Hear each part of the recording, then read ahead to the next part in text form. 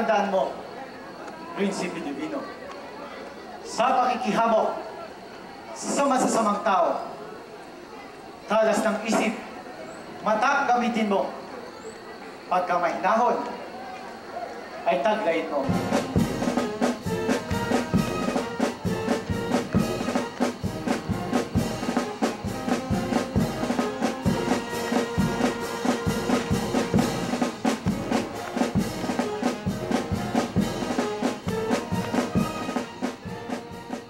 Prinsipe Divino ay ganap ng may tulong.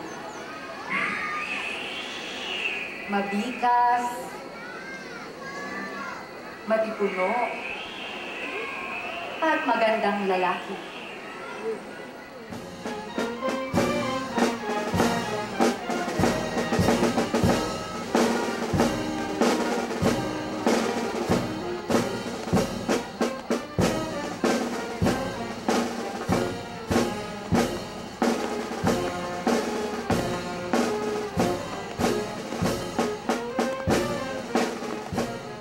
Nagpapasalamat ako nang walang hanggan, lalo na sa inyo, mga kamahalan, na ako ang siyang napagkatiwalaan, magkatid ang bilin sa aking sukaban. Ang bilin po ninyo ay aking dadalhin at ang kasagutan ay aking hintayin. Pag nagkamali nang sasabihin sa espada kong tangan, parusay, kakamtin.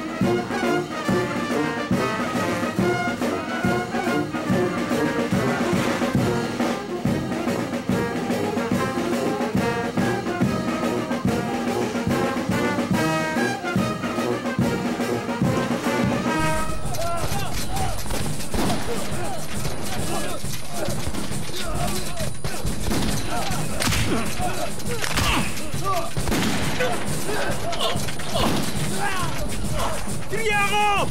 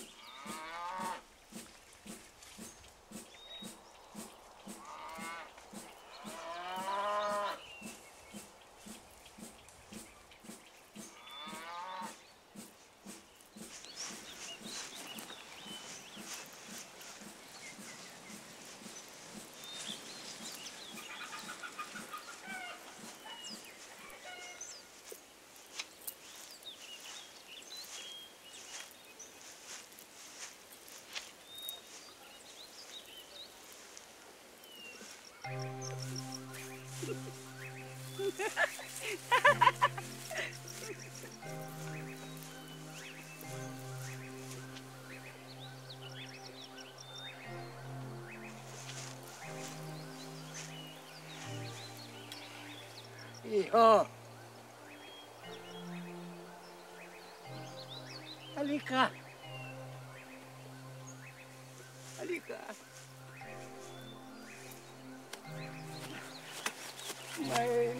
Maililimos ka ba? Kahit kaunting pagkain.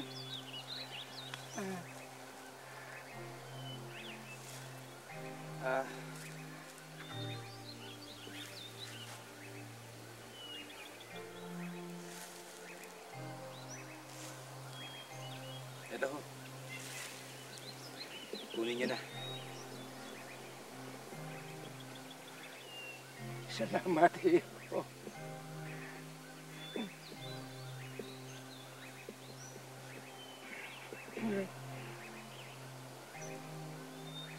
Bakit ka ba narito?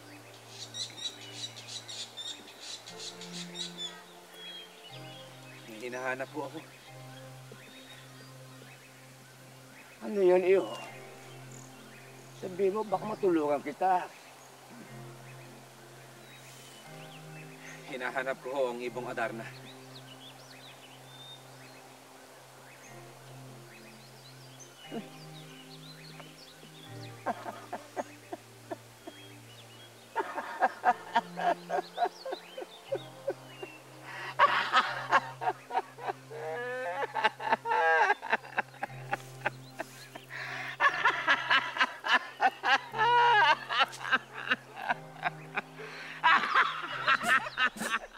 At sa gayon, nagsimula ating mumunting salaysay. Sino ba itong naghahanap sa mailap na Adarna? Ngalay Andres Bonifacio, Supremo ng Katipunan, na ngayong gabi ay siya rin Don Juan ng ating komedya. Sa abako, o Don Juan, malaki pang kahirapan ang iyong daraanan. Kaya ngayon ang biling ko ay itanim sa puso mo. Mag-ingat kang totoo at baka ikaw ay maging bato. Itong limos mong tinapay ay dalhin mo na, o Don Juan, nang mabaon mo sa daat, malayo pang paroroonan. Sige na.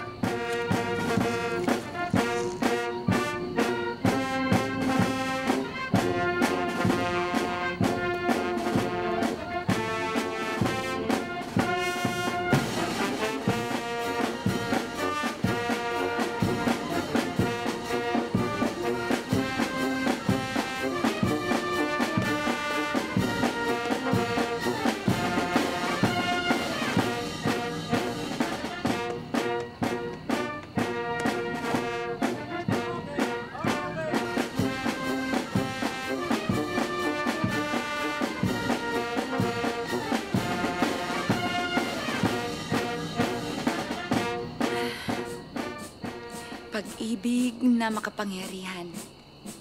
Pagnasok sa puso ni naman, hahamakin ang lahat. Makamit ka lamang.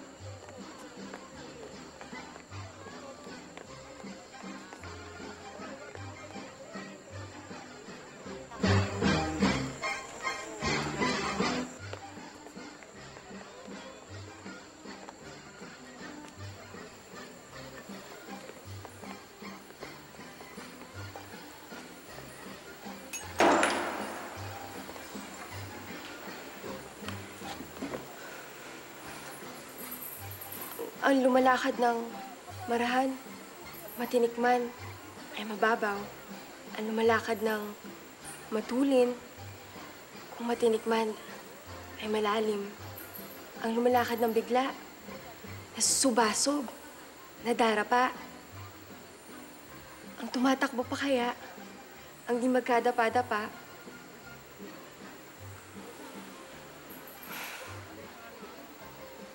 Anong ibig mo sabihin? Ikaw, ang kilusan, ang katipunan. Bakit ibig mo umakyat sa bundok? Kayong walang kukumpang kamot. Sa putiki, huwag tumulat. Yumakap sa haligi. Kayong ito'y di mayakap.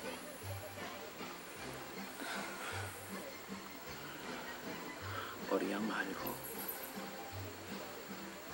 Mamulot ka man at pupuluti laglag.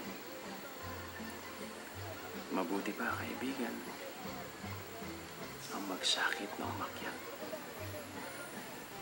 May sumapit na ba sa tuktok ng bundok na hindi nahirapan sa pagkukumamot? Mahuhuli ba ng butike ng maraming lamok pag hindi ito yumakap sa malapad na kisame? Hindi mo mayaalis na mag-alala ako sa'yo.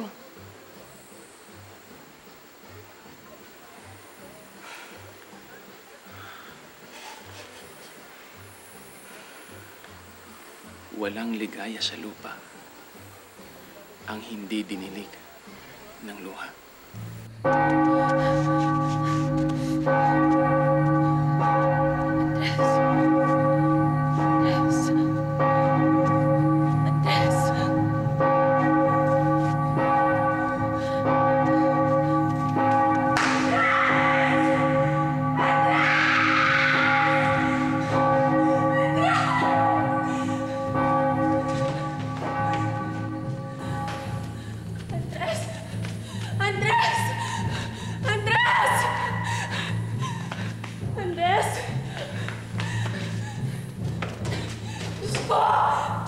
Tulungan niyo po ako! Papatayin po nila asawa ko! Andres! Diyos ko, tulungan niyo po ako! Tulungan niyo po ako! Mama sa amin! Mama sa amin! Basta sumama ka na! Ay mo! Ano? Bakit mo ba?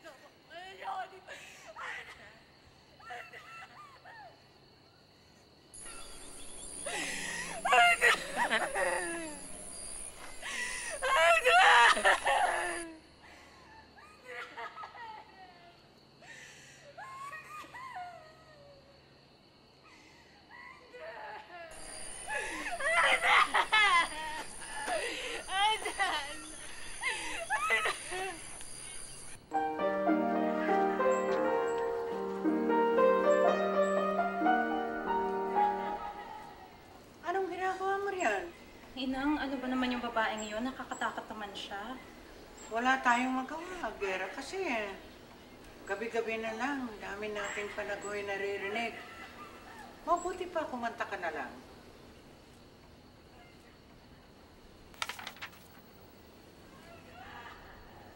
Ave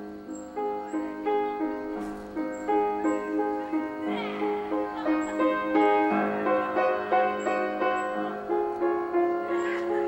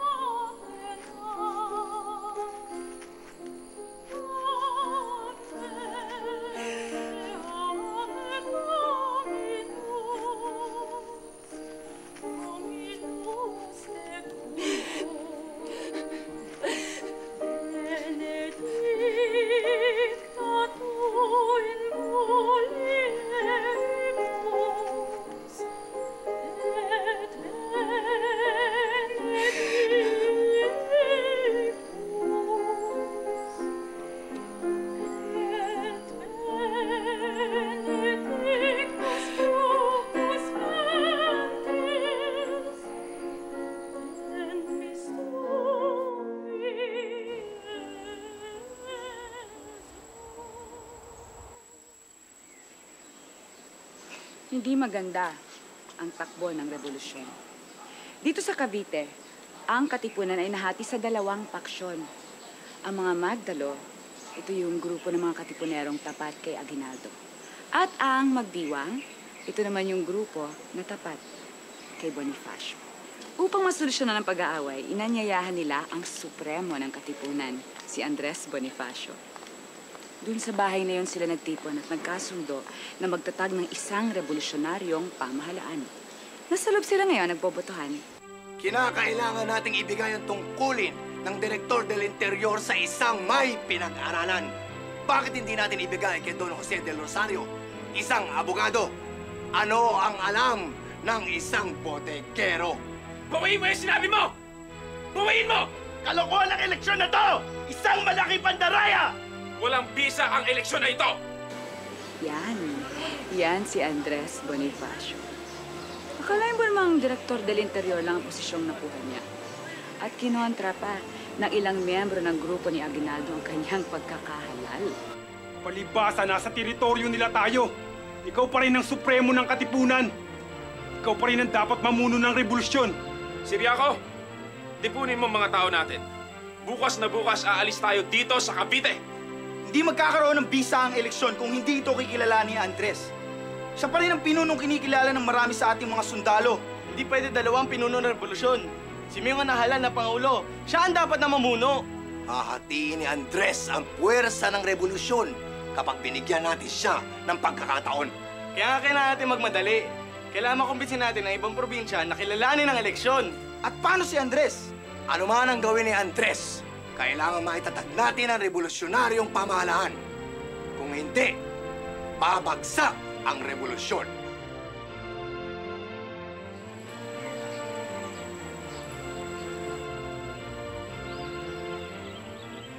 Nakikita niyo yung lalaking yon? Siya si General Emilio Aguinaldo. Kapitan Myong, kung tawagin nila. Siyang pinakapopular na general ng Cavite. Siya ang nahalal na pangulo ng revolusyonaryong pamahalaan ng Pilipinas. Taas ang iyong kanang kamay para sa iyong panunumpa. Ako. Pangalan? Emilio Aguinaldo. Ay nanunumpa na gagawin ang lahat ng aking makakaya. Ay nanunumpa na gagawin ang aking lahat na makakaya. Upang magampanan ang mga tungkulin. Bilang Pangulo. Ng revolusyonaryong pamahalaan ng Pilipinas. Na ipagtatanggol ang diwa ng revolusyon. At aking ipagpapatuloy. Ang pakikipaglaban para sa kalayaan.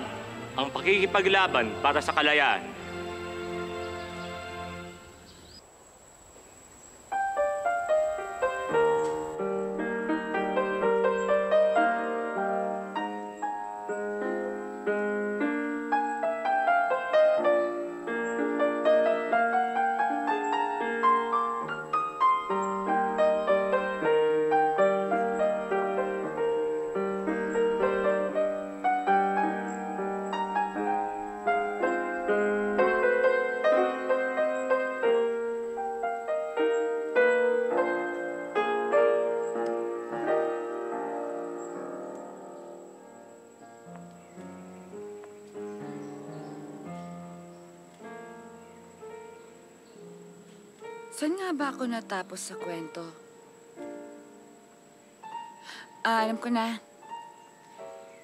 Sumumpa si General Emilio Aguinaldo bilang Pangulo ng Revolusyonaryong Pamahalaan. Nasa baryo ng Limbon, Indang, Cavite, sina Andres Bonifacio nang dumating ang mga sundalo ng Revolusyonaryong Pamahalaan sa kanilang kuta. Ipinaresto si Andres Bonifacio sa mga salang sedisyon at pagtatraidor laban sa revolusyon. Nagkaroon ng putukan sa pagitan ng kampo ni Andres at ng revolusyonaryong pamahalaan. Namatay ang kapatid ni Andres sa si Siriaco at ang dalawang sundalo ng pamahalaan. At ang kanilang supremo ay sugatang ibinaba mula sa kanilang kuta.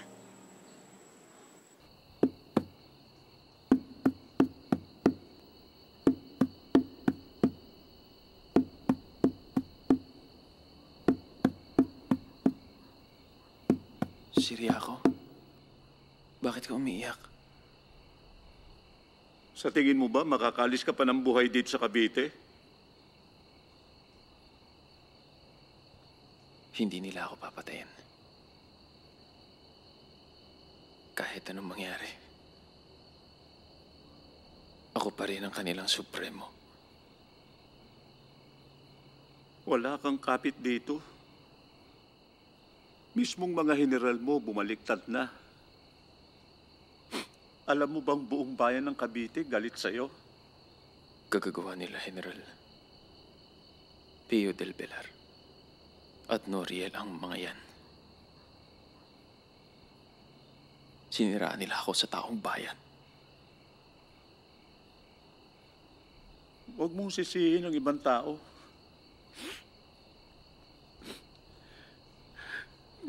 Ikaw ang sumira sa sarili mo, Kuyang.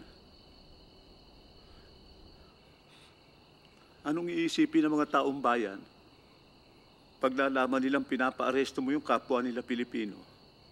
Ang alam ko sumusuko ang mga opisyal ni Aguinaldo sa mga Kastila, kaya ko sila pinaaresto. Nakasisiguro ka ba? Ang problema sa'yo, masyado kang mapusok. Hindi ba't ikaw rin ang nag-utos na sunugin ang bayan ng Indang? Dahil ayaw nila tayong tulungan. Namamatay ang ating mga sundalo sa pakikipaglaban para sa kalayaan. Para kanino? Para rin sa kanila. Pero anong ginawa nila? Hindi nila tayo tinulungan. Pinagbantaan pa. Sila ang dapat mamatay. Sila ang tunay na traidor. Bakit ikaw ang nakakulong dyan? Ikaw ang sinasabihan nilang traidor. Ikaw ang may kasong sitisyon. Andres! Maawa kayo sa akin. Gusto ko makita ang asawa ko. Maawa kayo. Maawa ka sa akin. Bawal eh! Sasaksakin nila. Sasaksakin nila. Tara na! Sasaksakin nila ang asawa ko. May sugar. Manahimik ka! Tara na! Tara na!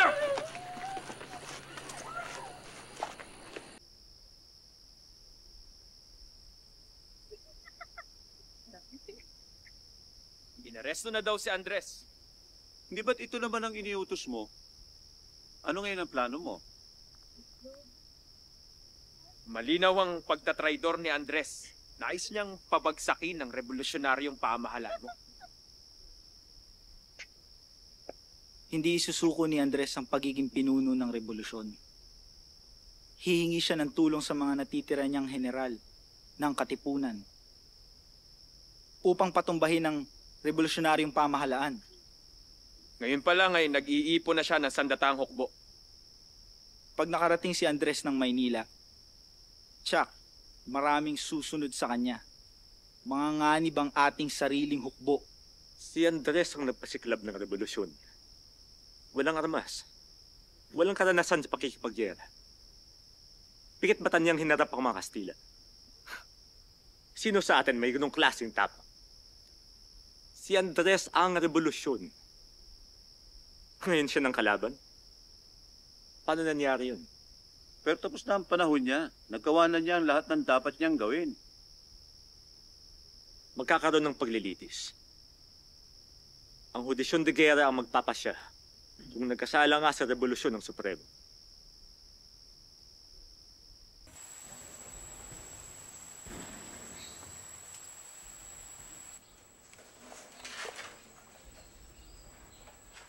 Ako si Coronel Pantaleon Garcia. Alinsunod sa napagdesisyonan ng revolusyonaryong pamahalaan at upang bigyang kaganapan ito, inihahalal si Lazaro Macapagal bilang kalihim ng kasulatan sa gagawing investigasyon sa katauhan ni Andres Bonifacio at Procopio Bonifacio. Magsasalita ang tagapagsiyasat sala, si Ginoong Jose Elices.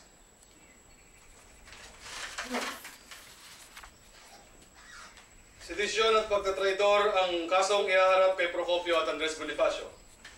Maririnig ng hukumang ito ang mga testimonya ng mga sundalo na nagpapatunay na una, si Andres Bonifacio ay traidor sa revolusyon. Pangalawa, si Andres Bonifacio ay nag-iipon ng mga sundalo para sa kanyang sariling hukbo. Pangatlo, na hinihikayat ni Andres Bonifacio ang mga opisyal at sundalo ng pamahalaan upang sumama sa kanyang hukbo. At pangapat, si Andres Bonifacio ay may planong ipapatay ang Pangulo ng Revolusyonaryong Pamahalaan na si General Emilio Aguinaldo.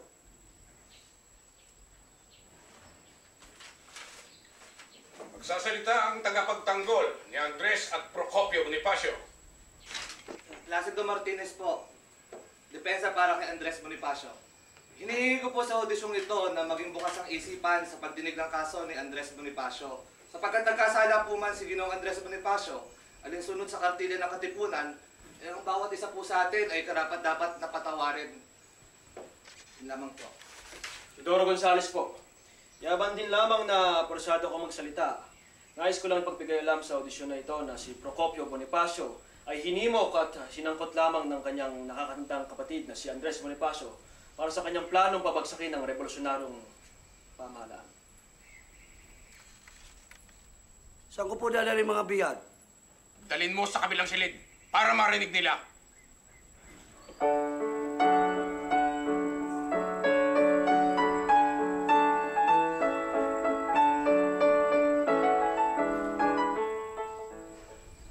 Tinatawagan ng hudisyon na ito si Benito Torres.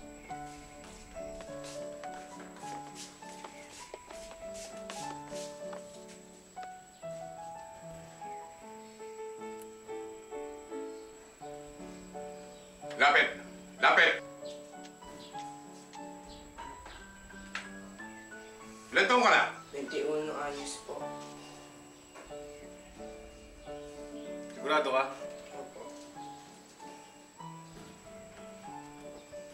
Nakabigay ang buong pangalan mo. Benito Torres po. Tubong lang yun po. Alam mo ba kung bakit ka kinulong? Sangkot po ako at ang aking grupo sa isang enkwentro kasama ang aming Supremo. Bueno, maaari mo bang ikwento sa amin kung anong nangyari sa enkwentro ninyo laban sa kawal ng revolusyonaryong pamahalaan? Ano? Ng pamahalaan. Ng revolusyonaryong pamahalaan. Hindi mo ba alam na may revolusyonaryong pamahalaan at sila ang may otoridad sa probinsyang ito? Hindi po.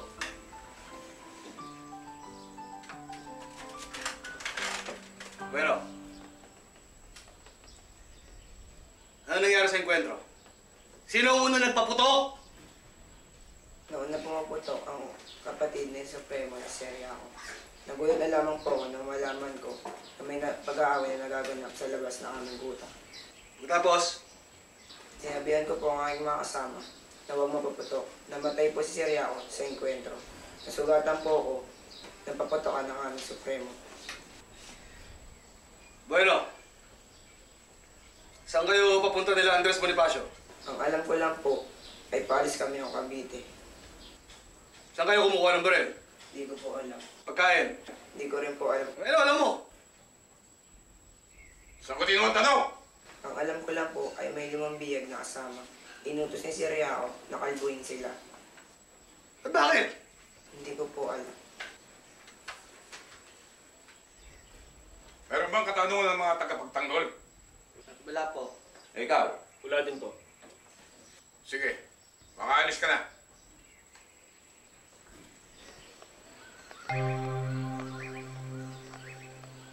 Natural lang naman na may mga baril at may dalang bihag ang grupo ni Bonifacio.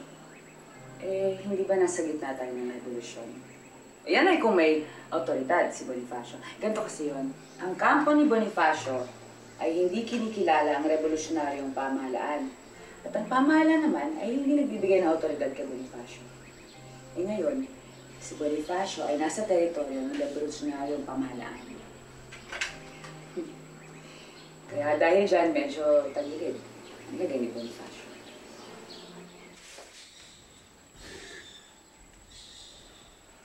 Pakibanggit ang iyong buong pangalan. Procopio Bonifacio. 24 anyos, tubong tundo. At hindi ko alam kung bakit ako inaresto ng mga kawal ninyo. Maaari mo bang sabihin sa amin kung saan kayo naresto at bakit may dugo yung damit mo? Naresto ako sa baryo ng Limbon kung nasa na aming kuta. Dugo sa aking damit ay nanggaling sa aking bibig nang hampasin ako ng rifle ng isa sa mga kawal ng revolusyonaryong pamahalaan. Kung ngayon ay alam mo na may revolusyonaryong pamahalaan na itinatag. Hindi po. Wala po akong nababalitaan na may revolusyonaryong pamahalaan na itinatag. Pwes, paano mo nalaman na ang mga kawal na umaresto sa'yo ay mga kawal ng revolusyonaryong pamahalaan? Sapagkat ito po ang sinabi nila sa amin at dumating sila sa amin tinutuloy ang bahay. At sino-sino ang mga bumisita sa inyo sa bahay na ito? Sina Diego Mojica at Kapitan Martin Medina.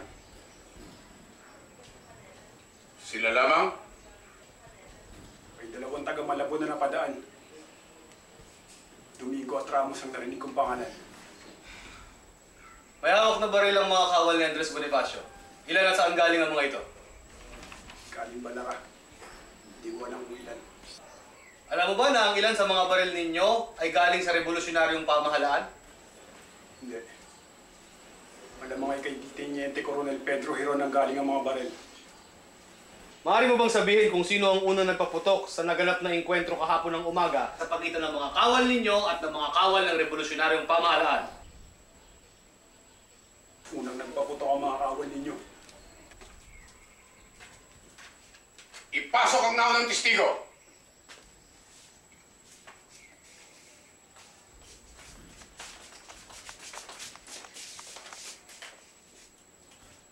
Maaari mo bang sabihin sa testigong si Procopio Bonifacio kung sino ang naunang nagpaputok sa engkwentrong naganap kahapon ng umaga? Nauna pong nagpaputok, isirya ako.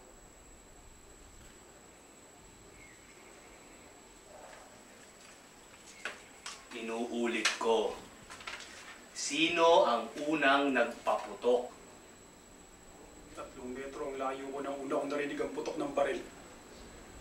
Hindi ko alam kung kanino ito nanggaling.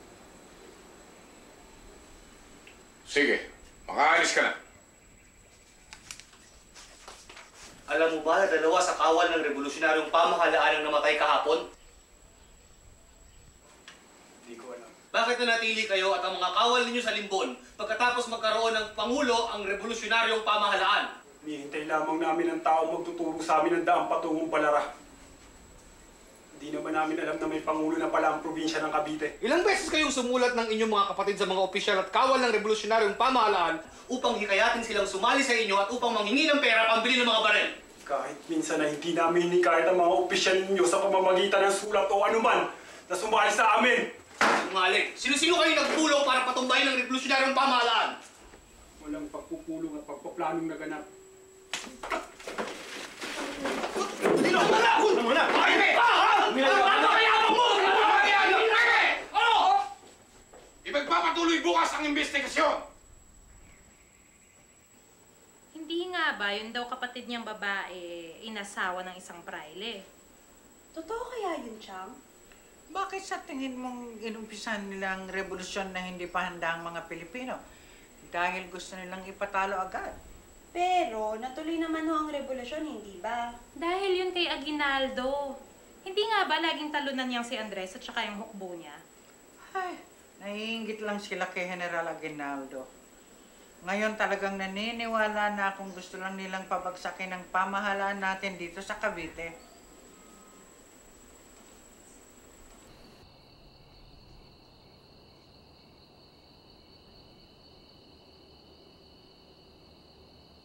Buong buhay ko, binigay ko para sa kanila. Para sa revolusyon.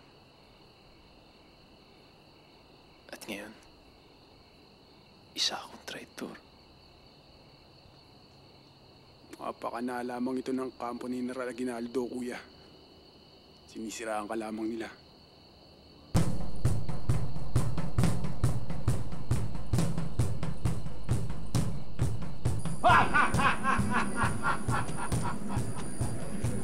Nak, ikaw ba sa inyo'y umalis?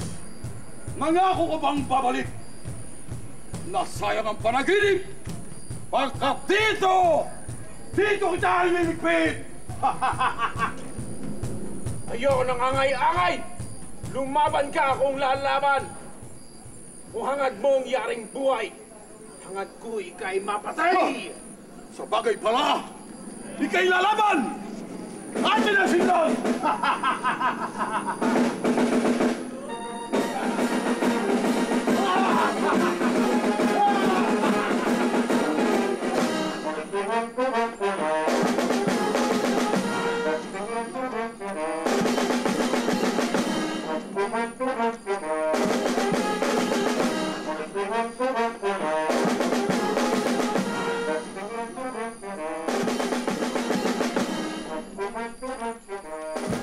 Andres Bonifacio, at tapang na tao. Masugat sa balikat, hindi atakbo. Asugat sa leeg, hindi atakbo. Ay, talagang magiting si Andres ko.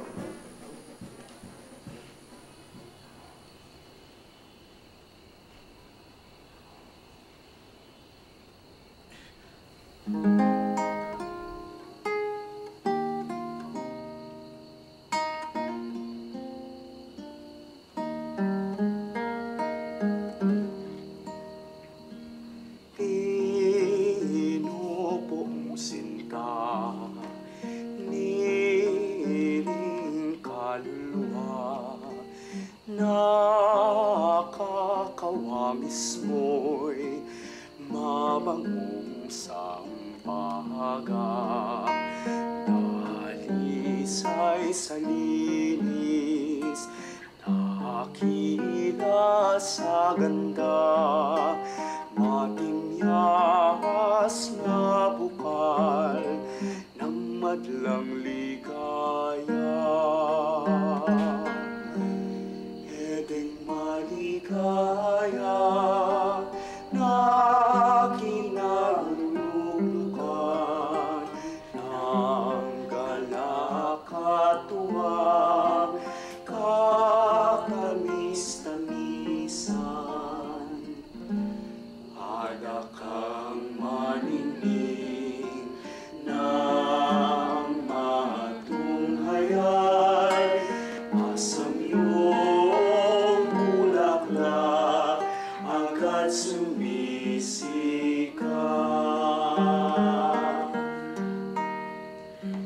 Pinananaligan, niring aking dibdib, nasa paglalayag sa dagat ng sakit. Di mo babayaan malunod sa apis, sa pagkabagabag ko'y ikaw ang sasakit. Ikaw na nga ang lunas sa aking dalita, tanging magliligtas sa niluha-luha. Punying binibining, sino ko ang kusa, niling katawan, nangangayuha pa. Tanggapin ang aking wagas na pag-ibig, marutog na lingas, nataglay sa dibdib. Sa buhay na ito'y walang nilalangin kung hindi ikaw lamang, ikaw iniisip. At sa kawakasan ang kapamanhikan, tumbasan mo yaring pagsintang dalisay. Alalahanin mong kung di kahabagan, iyong lalasunin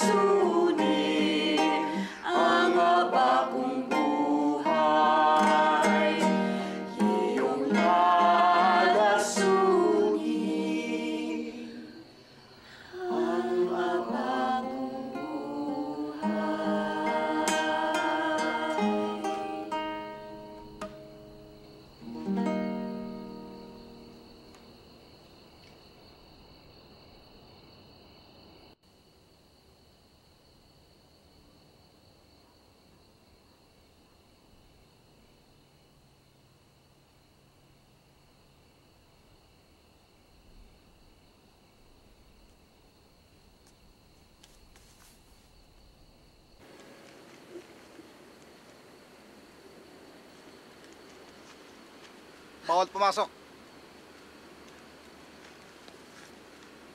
Basyo. Dini, akala ko hindi mo na ako dadalawin.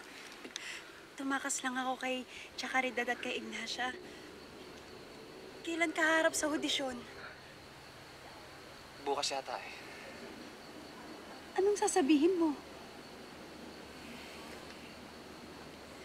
Hindi ko ipagkakanulo ang Supremo. Hindi ka nila pakakawalan.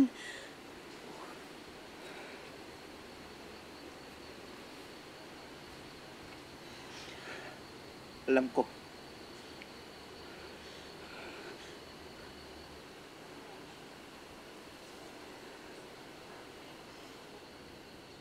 Tumakbo na kayo sa sabuhan! Nandun ang mga kalaban! Nagsimula na ang investigasyon sa Supremo. Ipinapahanap ko lahat ng mga kasamahan ni Andres. Mga kawal para iharap sa investigasyon.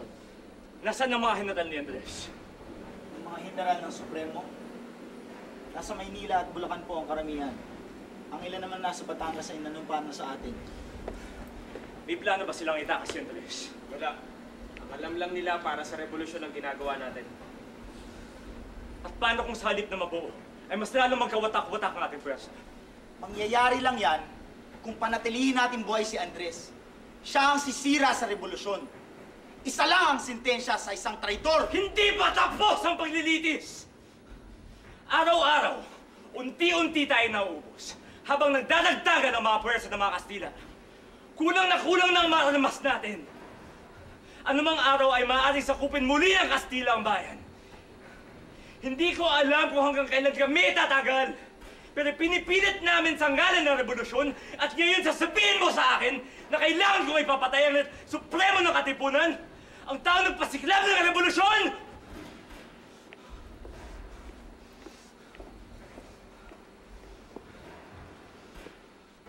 Umalis na kayo!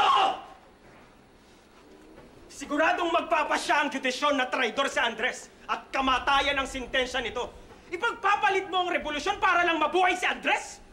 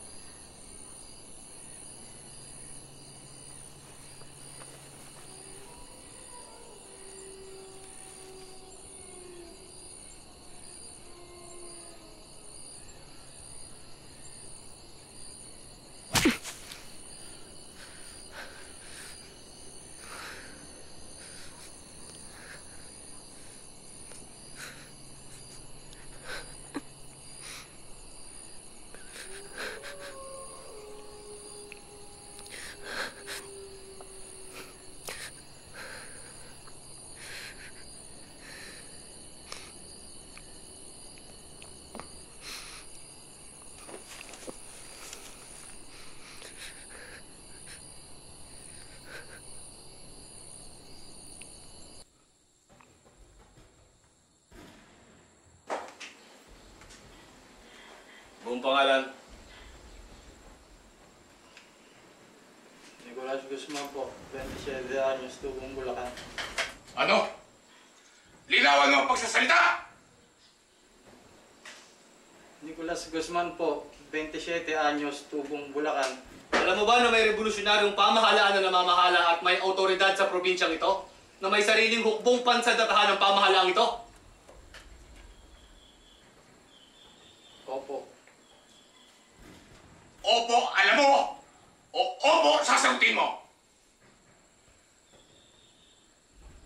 Alam ko po na may revolusyonaryong pamahalaan. At opo, may sariling hukbo ito. At sinasabi mo bang may otoridad si Andres Bonifacio para magkaroon ng sarili niyang hukbo? Hindi ko po alam. Hindi mo alam kung may otoridad ang iyong Supremo? Sagot! Hindi po. Alam mo ba kung ilan ang kawal at baril ni Andres Bonifacio? Hindi po. Wala naman po kami ni Rafael sa kutang binabantayan ng Supremo.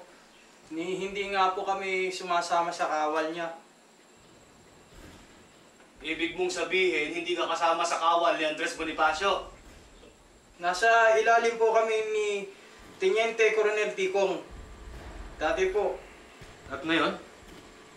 Umalis na po kami. Anong ginagawa mo kasama ng mga kawal ni Andres Bonifacio?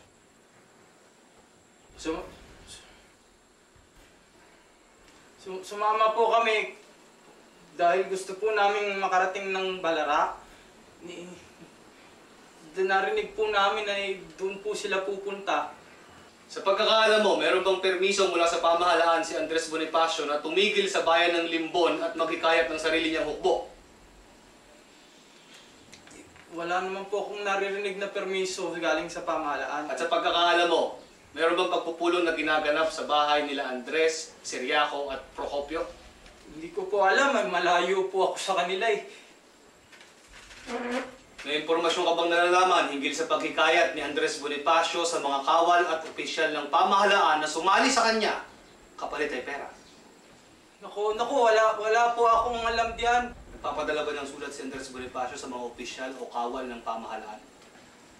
Ay, wala rin po akong naririnig na sulat galing sa Supremo. Bakit nag-iipon ng kawal si Andres Bonifacio para sa kanyang hukbo? Hindi ko po alam. Sandali.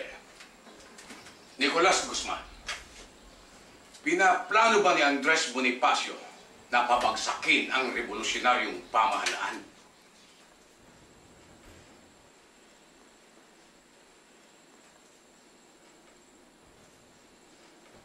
Hindi ko po alam. Wala kang narinig? Wala po.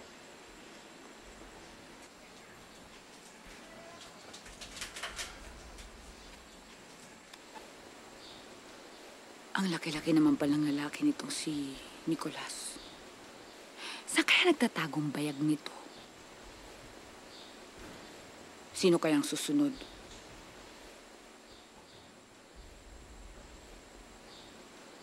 Rafael nun, 20 anyos, Tubong Maynila po. Alam mo ba na may revolusyonaryong pamahalaan na namamahala at may autoridad sa probinsyang ito? Hindi ko po alam. Masasabi mo bang may autoridad si Andres Bonifacio sa probinsyang ito na magbigay sa kanya ng karapatang magkaroon ng sariling hukbo? Hindi ko po alam, pero siya daw po ang Supremo. Maaari mo bang ipagbigay alam kung ilan ang bilang ng mga baril at kawal ni Andres Bonifacio? Hindi ko po alam. Malayo po kasi kami ni Nicolas sa hukbo. Liban na lamang po kapag oras ng kainan, saka lamang po kami lumalapit. Kung gayon ay alam mo ba kung may permiso si Andres Bonifacio mula sa pamahalaan na manatili sa baryo ng Limbon at mag-ipon ng mga kawal? Hindi ko rin po alam.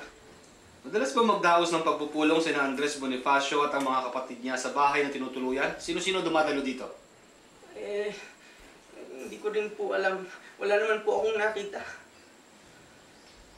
May nalalaman ka bang impormasyon hinggil sa paghikayat ni Andres Bonifacio sa mga kawal ng pamahalaan na sumama sa kanya kapalit ng pera?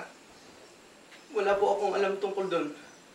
Wala kang narinig na balita o usap-usapan man lang? Wala po. Ano alam mo? Ay, ang alam ko po ay may mga kasama daw po kami na tauhan daw po ng Supremo. Alam mo kung inihahanda ni Andres Bonifacio ang kanyang hukbo para sa lakayin ng lugar na ito at patayin ng Pangulo? Hindi ko po alam yan. May sasalaysay mo ba kung ano nangyari na magpunta ang mga kawal ng pamahalaan sa kuta ni Andres Bonifacio? Hindi ko po alam. Nasa sapa po kasi ako nun at dumudumi. Sumakit po kasi yung tiyan ko nun eh.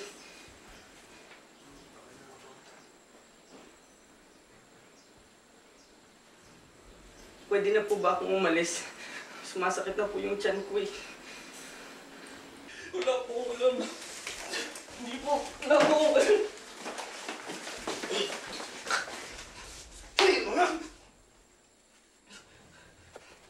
Buong pangalan! Pangalan daw! Narciso Cholo po. Alam mo ba na may revolusyonaryong pamahalaan na namamahala at may otoridad sa probinsyang ito? At may sarili silang hukbo? Ang pagkakaalam ko po ay si Emilio Aguinaldo po ang kinikilalang pinuno sa probinsyang ito. At mayroon po itong sariling hukbo. Sa pagkakaalam mo ba, may otoridad si Andres Bonifacio sa probinsyang ito? Ang pagkakaalam ko po ay walang otoridad si Andres Bonifacio sa probinsyang ito. Wala naman po siyang hinahawakang posisyon na magbibigay sa kanya ng otoridad. Isa kang traidor! Traidor! Maaari mo bang sabihin sa amin kung may pagpupulong na nagaganap sa tinutuluyang bahay ng magkakapatid na Bonifacio? Hindi ko po alam kung sino-sino. Pero madalas po magkaroon ng pagpupulong. Maaari mo bang pagbigay alam kung ilan ang kawal at baril ni Andres Bonifacio? Hindi ko po alam. Wala naman po akong... Di naman po ako kabilang sa mga kawal ng ni Andres Bonifacio. Kung kaya'y bakit nahuli kang kasama nila?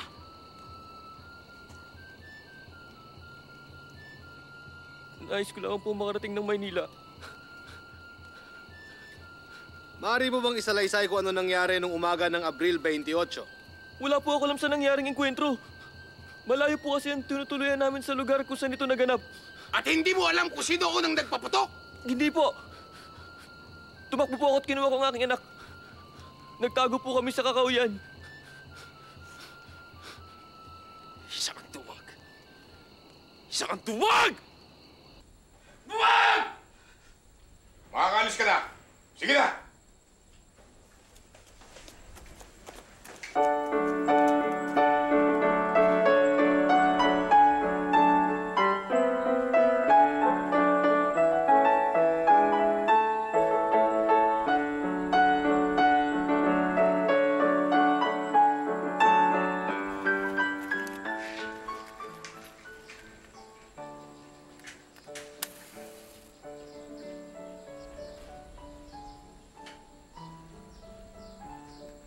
Buong pangalan? Julian Aguila po. Tubong San Jose, Batangas po. Alam mo ba na may revolusyonaryong pamahalaan na namamahala dito sa Cavite at may sarili itong hukbo? Opo. Alam mo ba kung may permisyong ibinigay ang pamahalaan ng Cavite para manatili si Andres Bonifacio sa Limbon kasama ng kanyang mga kawal? Ay, hindi ko alam kung may permiso ang aming Supremo.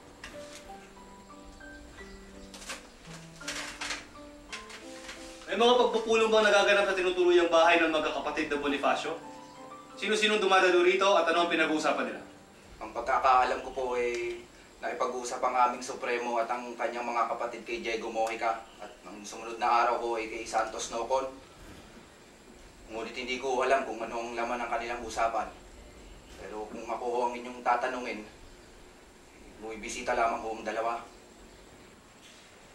Ano palagay mo kay Andres Bonifacio? Meron ba silang plano tungkol sa revolusyonaryong pamahalaan? Eh, kung ako ang inyong tatanungin,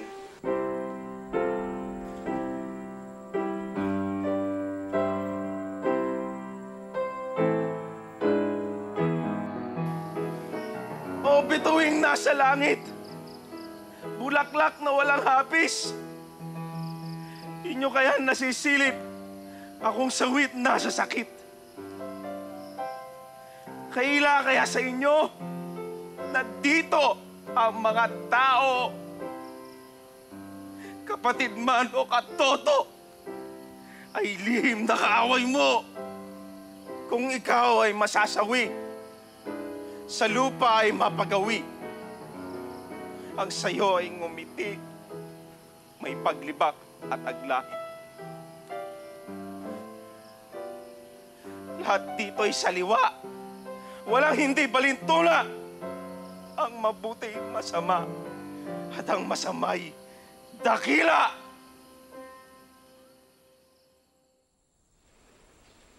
Pangalan? Cayetano Lopez po. Edad 20 anyos, Tubong, Pampanga. Alam mo ba na may revolusyonaryong pamahalaan dito sa Cavite? Na mayroon silang sariling hukbo? Hindi ko po alam. Iisa lamang po ang kinikilala kong pinuno, ang Supremo, si Andres Bonifacio. Sapat na po ito para sa akin.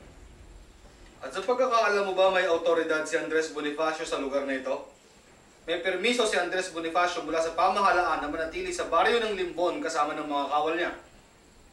Kung may revolusyonaryong pamahalaan man gaya ng sinasabi ninyo, ay hindi ko po nalalaman kung may permiso kaming manatili sa baryo ng Limbon. Maaari mo bang sabihin para sa kaalaman ng lahat kung ilan ang bilang ng mga baril ninyo? 35 po. Karamihan dito ay Remington liban sa 2 Mauser. Nasa pangangasiwa po ito ni Komandante Benito Torres. Masasabi mo ba kung may mga pulong na nagaganap sa bahay na tinutuluyan ni Andres Bonifacio at kung ano ang laman ng mga pagpupulong na ito? Tanging sina Santos Nocon at Silvestre Domingo lamang po ang nakikita kong nag-uusap sa Limbon. Hindi ko po nalalaman kung anong pinag-uusapan nila.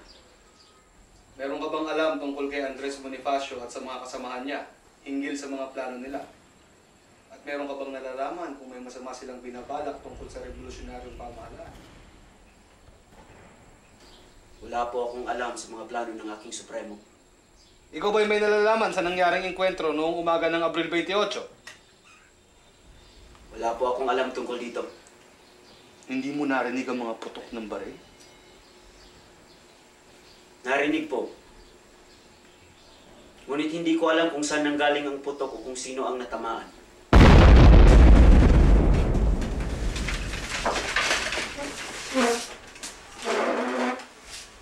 Nasusunog yung bahay, oh! Hindi ba bahay ng manugang mo yun? Maaari ko ba silipin ang bahay ng manugang ko? Kasi po andun yung asawa ko, eh. Sige, takbuhin mo!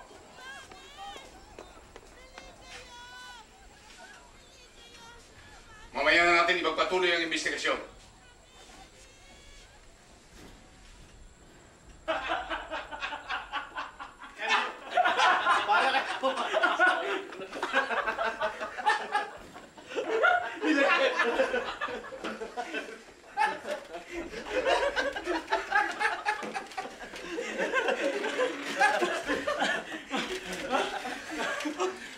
Tama na! Ipagpatuloy na natin ang investigasyon.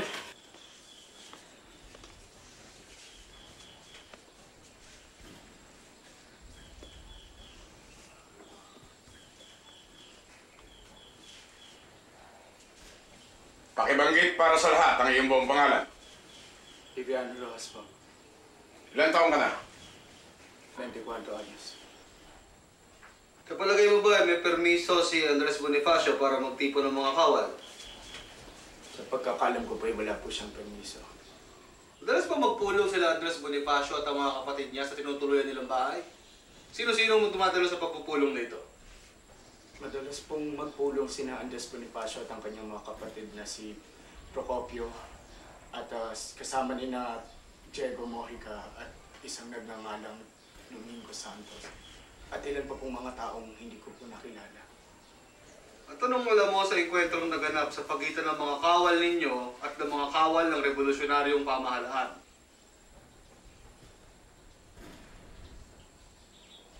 Noong umaga po ng 27 ng Abril, Martes, nagbigay po ng utos ang aming Supremo na si Andres Bonifacio na ang mga kawal daw po na nagtungo sa halangay, mga kaaway.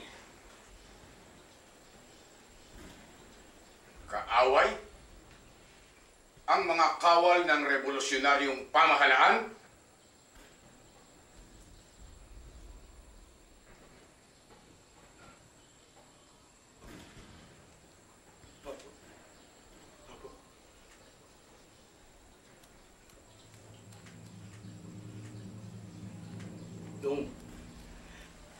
Nung sumunod po na araw, ika-28 ng Abril, dumating po ang mga sundalong ito sa aming kuta. Nagpiling po ng utos si Supremo na pigilan po ang mga kawal. At kapag hindi daw po sila tumigil matapos ang ikatlong sigaw ay mabilis silang mapuputukan. Hindi po ito sinulad ng aking mga kasama. At ano ang iyong ginawa? Nilapitan ko po yung mga kawal na dumating. At sinabi pong hindi kami kaaway. Pinasuko po nila sa amin yung mga baril at siya man naman po namin ginawa. At pagkatapos?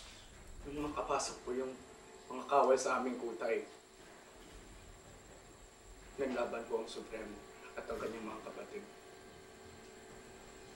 Si Siriaco po ang una nagpaputok. Dalawang kawal ng pamahalan ang namatay at ang ilan po'y nagsiputukan po kanyang baril. At inutos ba ito ni Andres Bonifacio?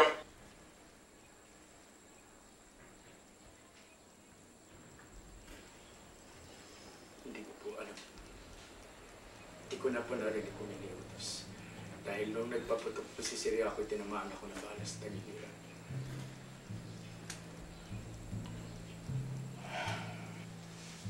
Sige, makaalis ka na. Ang tunay na kawal kapag nasusugatan ay lalong tumatapang.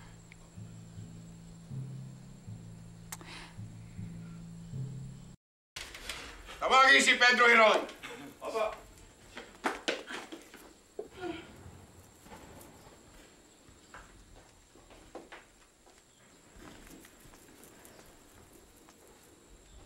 Ikaw ba si Pedro Hiron?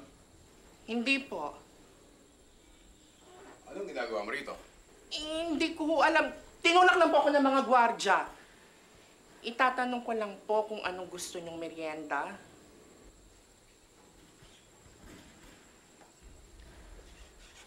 Paganda mo kami ng nilagang kamote. Opo.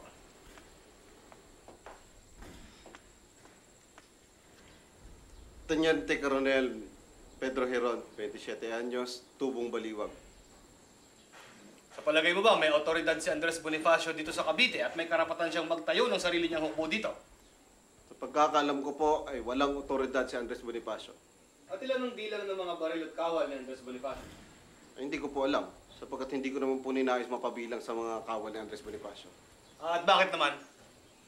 Sapagkat alam ko po na may masamang plano si Andres Bonifacio laban sa revolusyonaryong pamahalaan, simula pa po na matapos ang halalan sa Tejeros. Kung gayon, ba't nila kasama? Eh, sapagkat nais po nilang palabasin, nakasama ako sa kanila. Ay, pinatawag po ako ni Andres Bonifacio noon. Hindi ko na po matandaan yung eksaktong petsa, no? Sinabi po niya, nalilisanan na daw po nila ang lalawigan sapagkat hindi raw po maayos yung pamumuno ng mga namumuno sa lugar. Mas pakabubuti daw po na sumama ako sa kanila. Sinabi rin po niya na sa kanya daw po mauuwi ang kapangyarihan at otoridad dahil siya daw po ang nagsimula ng revolusyon. Hindi totoo yan! Ituloy mo sinasabi mo. Muli po akong ipinatawag ni Andres Bonifacio. Makalipas po yung mga ilang araw. At yung buong puwersa po ng tansa ay nasa lalawigan na.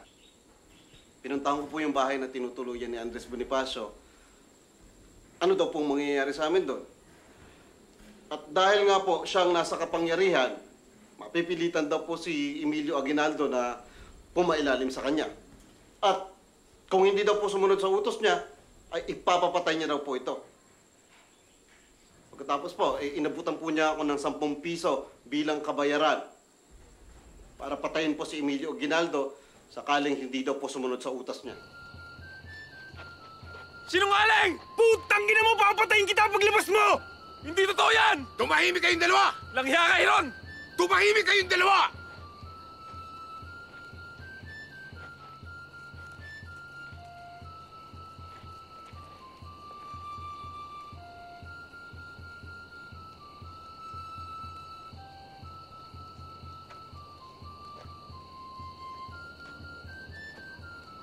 Yun lang ang sinabi ni Andres Bonifacio?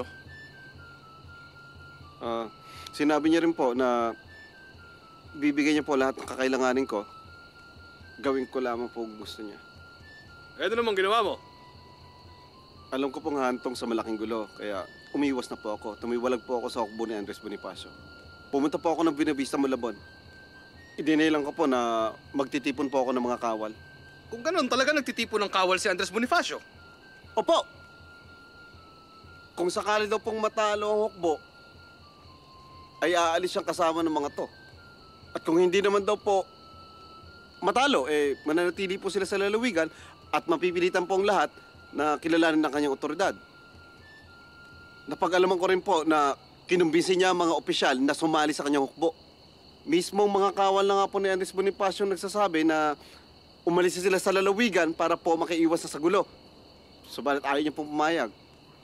Iisipin daw po ng mga tao na siya daw po ay natakot. At mapipilitan daw po ang mga tao sa lalawigan na tanggapin ng otoridad ng mangilan-ngilan na ngayon po ay kasalukuyang nasa kapangyarihan. At alam ng mga kapatid niya na sina Siriaco at Procopio ang mga nabanggit mo? Di po. Maaari mo bang sabihin kung madalas magpulong sa bahay na tinutuluyan ni Andres Bonifacio at kung ano ang laman ng mga pagpupulong na ito at sino-sino ang mga nasidalo? Marami pong mga pagpupulong na naganap doon sa bahay na tinutuluyan nila, pero hindi ko po alam kung ano yung napag-uusapan at hindi ko rin po kilala kung sino-sino po yung mga dumadalo. Maaari mo bang ipagbigay alam kung saan at kanino nang gagaling ang mga pagkain ng hukbo ni Andres Bonifacio? Hindi ko po alam. May nais ka pa bang sabihin o impormasyon na maibibigay? Noong umaga po ng Miyerkules, Abril 28, dumating po yung kawal ng revolusyonaryong pamahalaan. Nataon po, nasa Limbon din po ako noon.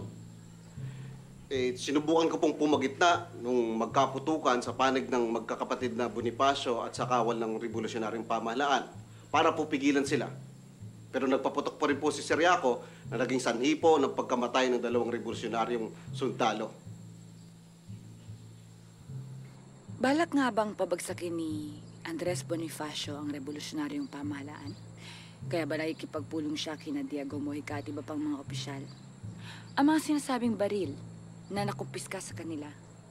Ang mga sinasabing opisyal at miyembro ng pamahalaan na di umano'y hinihikayat daw ni Andres Bonifacio na sumali sa kanya. Ibig sabihin ba nito, bumubuo si Andres Bonifacio ng sarili niyang hukbo na maaari niyang gamitin upang pabagsakin ang pamahalaan? At higit sa lahat, ang sinabi ni Pedro Hiron, binayaran nga ba ni Andres Bonifacio ang kanyang mga opisyal upang patayin ang Pangulo ng Revolusyonaryong Pamahalaan na si General Emilio Aguinaldo. Narinig niyo naman ang mga pahayag.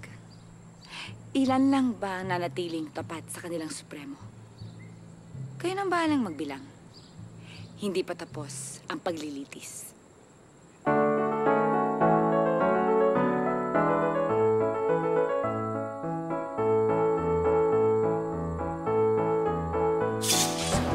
Pare!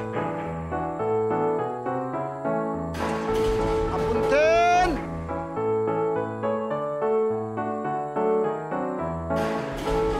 Fuego!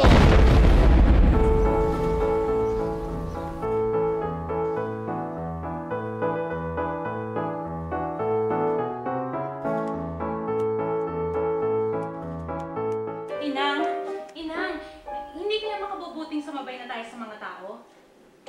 Hayaan, dumating dito ang mga Kastila. Hindi nila tayo gagalawin.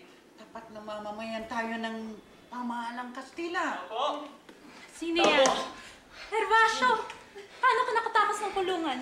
Binigyan ng ina ko yung gwardiya ng isang kalabaw. Halika na, umalis na tayo rito.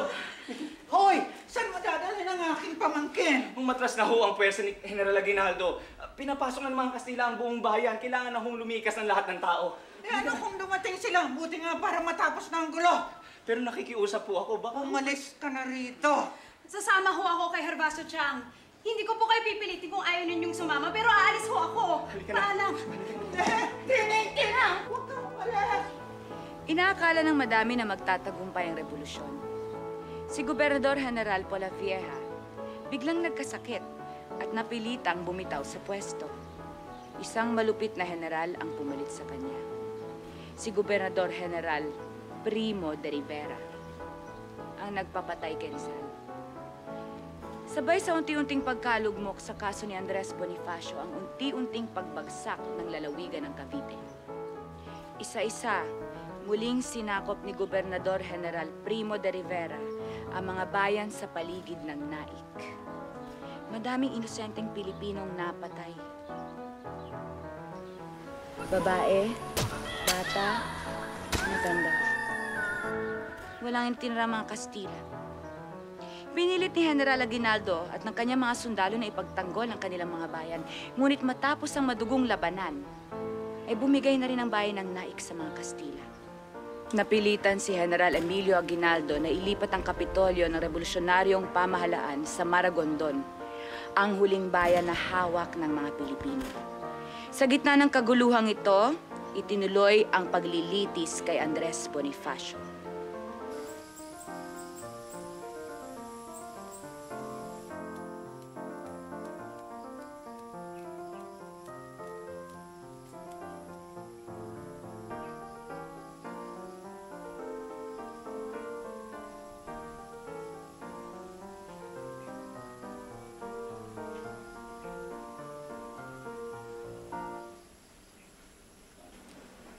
Pakibanggit ang iyong buong pangalan. Andres Bonifacio. 33 anyos. Tubong Tondo.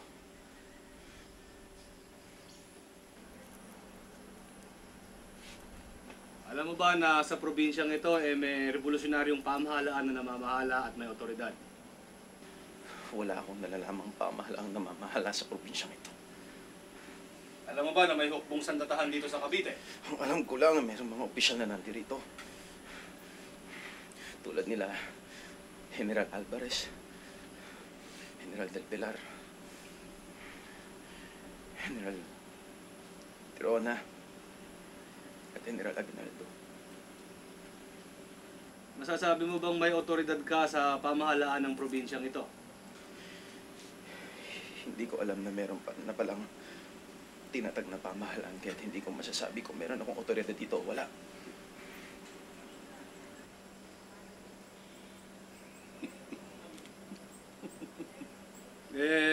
May permiso ba mula sa pamahalaang ito ang pagtigil mo sa baryo ng Limbon na sakop ng bayan ng Indang, Cavite? Alam ng mga ministro nang magdiwang ang aking pagbalis sa Indang patungong Maynila. Ngunit dahil walang magsasabi sa amin kung saan ang daan, napilitan kaming manatili sa Limbon. At may pahintulot ba mula sa pamahalaan ng pagtitipon mo ng baril at mga kawal sa nasabing baryo ng Limbon? Gaya ng sabi ko, hindi ko alam na meron na palang tinatag na pamahalaan. Kaya't hindi ko napagbigay alam na ako'y nakapagtipon ng kawal na siya rin pinadala ko rito. At ilan ang bilang ng baril na naitipon mo? 50. 50 pinadala ko rito. Wala akong ibang dinala sa Limbon, kundi 17 Remington at mga ilang baril na ibang yari. At ilan sa mga baril na ito ang may tanda ng Magdalo? Wala akong alam tungkol sa tanda. Ngunit nakasisiguro akong pag-aari namin ito. At papaano mo masisiguro na pag-aari ninyo ang mga baril na yon? Dahil ang mismong mga may hawak ng baril na nagsabi sa akin.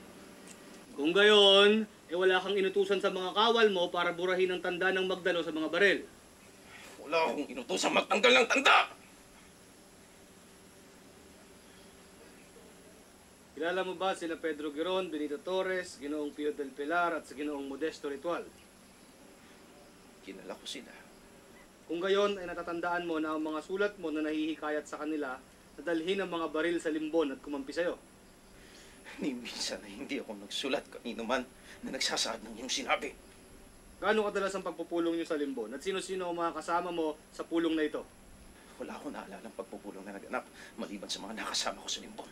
Naalala mo ba kung ilang beses ka nakipagkita kay Pedro Giron upang ipapatay ang Pangulo ng Revolusyonaryong Pamahalaan? Ni minsan, Hindi ako nakipagkita kay Pedro Hiron hinggil sa sinasabi mong pagpatay! Naalala mo rin ba na sa naik ay nagbigay ka ng pera sa mga opisyal upang ilipat sa pangangasiwa mo ang kanilang mga kawal?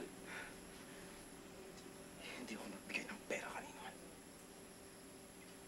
At minsan, hindi ako nagbigay ng pera sa kahit anumang kadahilanan na iyong sinasabi. Na magtungo ang mga kawal sa pamahalaan sa Limbon, hindi ba't inutusan mo at ng iyong mga kapatid na papatukan ang mga kawal ng pamahalaan? Hindi!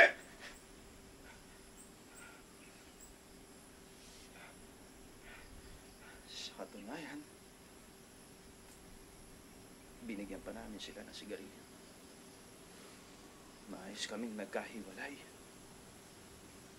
Ngunit kinabukasan, Abril 28, nakarinig kami ng 5 putok mula sa moser ng inyong opisyal, isang koronel na nagngangalang Agapito Bonsol. Hindi ito pinatulan ng aming kawal. Ngunit pagkaraan ng ilang sandali, pinalibutan ng inyong mga opisyal at mga kawal na may hawak na baril ang aming baterya. Nang malaman ko ito, sinabi ko sa aking komandante, si Benito Torres, na huwag magpaputok alang-alang sa sinabi ng inyong koronel na sila'y kapatid sa pakikipaglaban. Hinayaan namin silang lumapit at nang sila'y makalapit, tinutukan nila ng baril ang aming mga kawal at sumigaw na ilabas ang walang hiyang Supremo na nagtakas ng kanilang pera. Nang marinig ko ito, agad ako lumabas. At sinabi kong wala akong ginawang kawalang hiyang gaya ng sinasabi niya. Ni minsan, hindi ako nagtakas ng pera ng ibang tao. At bilang sagot, pinabaril nila ako sa isang payat na lalaki, ang inyong komandante, at dumaplis ang balas sa aking balikat at tinamaan ang lalaking nasa aking likuran. Sumigaw ako na kapwa nila Tagalog at kapatid sa pakikipaglaban ang kanilang pinapatay, ngunit hindi nila ito pinansin. Tumuloy ang putukan, natumba ako,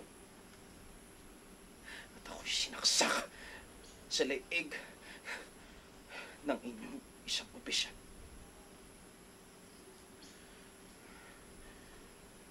Kinuha ninyong lahat sa amin ang aming mga damit at mga perang dala namin at pinagtangkang gasain ng inyong koronel ang aking asawa, hindi lamang sa Limbon, kundi pati na rin sa bayan!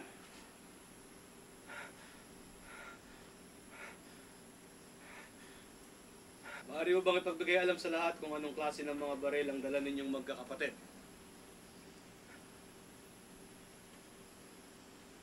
Revolver. Walang bawas ang laman nitong bala. At sa gitna ng kaguluhan, may dala rin akong punyan. At hindi ko na rin namalayan kung anong dala ng aking mga kapatid. At nagpaputok ba kayo gamit ang mga nasabing baril sa mga kawal ng pamahalaan? Gaya ng sabi ko, walang bawas ang bala ng baril. Patunay na hindi ko ito ginamit at pinaputok. Ang mga armas ng aking mga kapatid ay kinumpiska bago pa man nag-umpisa ang putukan. Alam mo ba na 2 sa mga kawal ng pamahalaan ang namatay? Bago pa man sila makalapit sa baterya ninyo dahil sa mga kawal mong nagpaputok sa kanila. Wala akong alam tungkol dyan. Ang nalalaman ko lamang ngayon, 2 kawal na mismong namatay sa baterya at siyang dinala agad sa ospital ng mga kasama. Hindi ba dumalo ka sa pagpupulong na ginawa sa Tejeros kung saan nagkaroon ng halalan para magkaroon ng iisang pangulo ang arkipelago?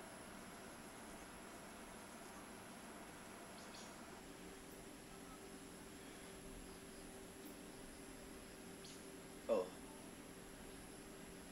Nandun ako. At hindi ba si General Emilio Aguinaldo ang nahalal na pangulo sa pagpupulong na iyon?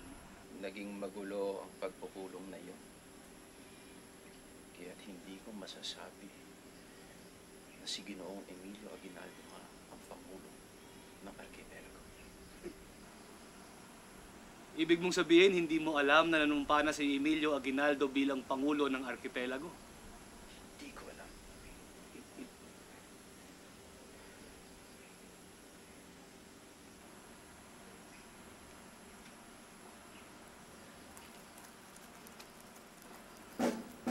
Ibong ito kung dumating, hating gabi ng malalim. Ang pagkantang malambing, katahimikan kung gawin.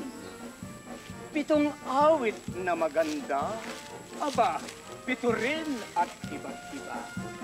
Sa balahibong itsura, ilalabas ng Adarna. Upang iyong matagalang, 7 kantang mainam, kita ngayon ay bibigyan ng sa antok ay panlaban. Narito ang labahan. 7 dayap na hinugna. Ala, iyon ang dalhin at nang huwag kang talunin ng inkantada. Bawat kantang pakikinggan, ang palad mo ay sugatan. Saka agad mong pigaan ng dayap ang hiwang laman. Pagkatapos ng 7 kanta, magbabawas ang Adarna. Ilagang mapatakang ka at nang doon ay di ka mapaka. Buong pangalan. Gregoria de Jesus po.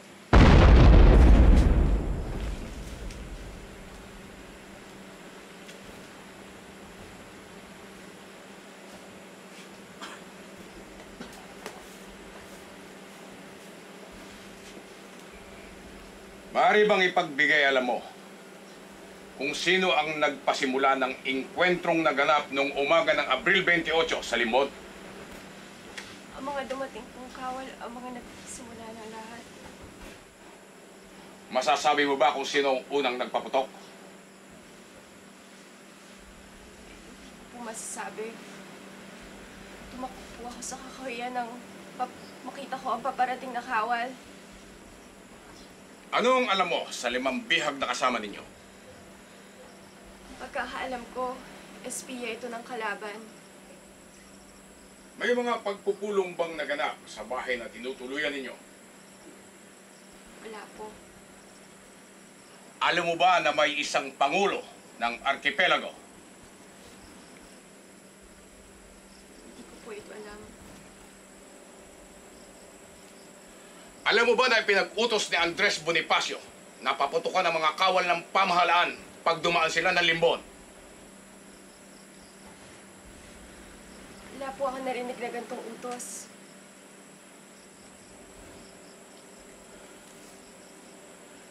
Makaalis ka na. Nais ko lamang po idagdag na pagkatapos ng putukan, pinaghahanap nila ako. At nang makita nila ako, itinanong nila sa akin kung nasaan ang mga pera. Nang wala akong maibigay na kasagutan, pinagutos ni Coronel Yuntong na ikapasok sa puno. Ang tanging dahilan lang po, kaya po hindi nangyari. Dapat mangyari. Dahil pumagitna po ang ilan niyang mga kasama.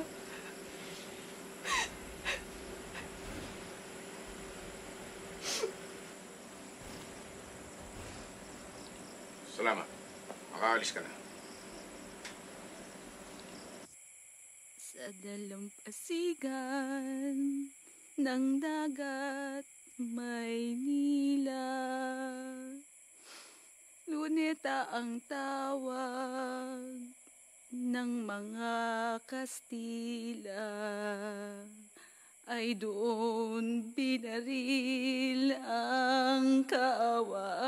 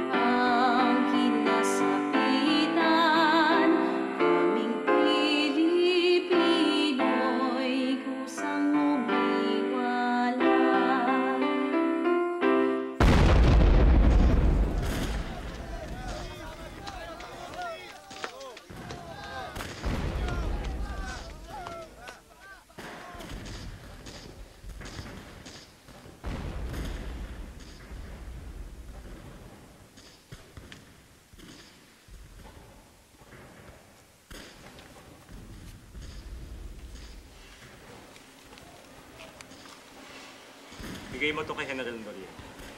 Bilang Pangulo ng Konseho de Guerra, siyang nakakalam po nung nararapat tuloy.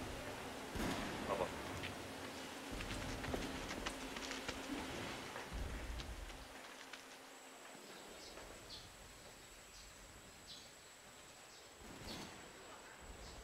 Pinapahayag ko na buo ang Konseho de Guerra at bukas para sa mga argumento ng bawat panig. Unahin natin ang panig ng taga-usig.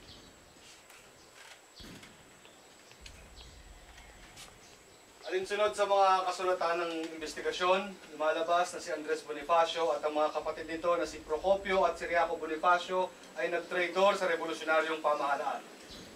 Ayon din sa mga ipinahayag naming mga testimonya, lumalabas na si Andres Bonifacio ay una, nagtangkang pabagsakin ang revolusyonaryong pamahalaan.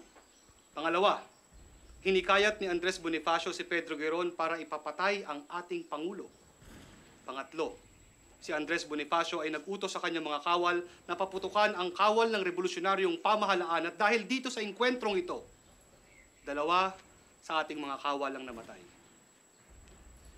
Lumalabas din sa investigasyon na namatay si Riaco Bonifacio sa engkwentrong ito. Lumalabas din sa investigasyon na si Procopio Bonifacio ay kasabwat ni Andres Bonifacio para pabagsakin ang revolusyonaryong pamahalaan. At dahil sa kanilang mga kasalanang ito, inirekomenda ng prosekusyon na si Andres Bonifacio at Procopio Bonifacio ay mahatulan ng kamatayan sa pamamagitan ng pagbaril sa lansangan. 5 bala bawat isa sa layo ng 10 dipa. Inihahain po namin ito para sa konsiderasyon ng konseho. Kamatayan lamang ba ang maaaring isa pang sentensya kay Andres Bonifacio? Wala na bang halagang lahat ng ginawa at sinakripisyo niya sa ngalan ng revolusyon? Malilimutan ba ang lahat ng ginawa mong tama dahil sa isang pagkakamali? Ngayon naman ang panig ng tagapagtanggol.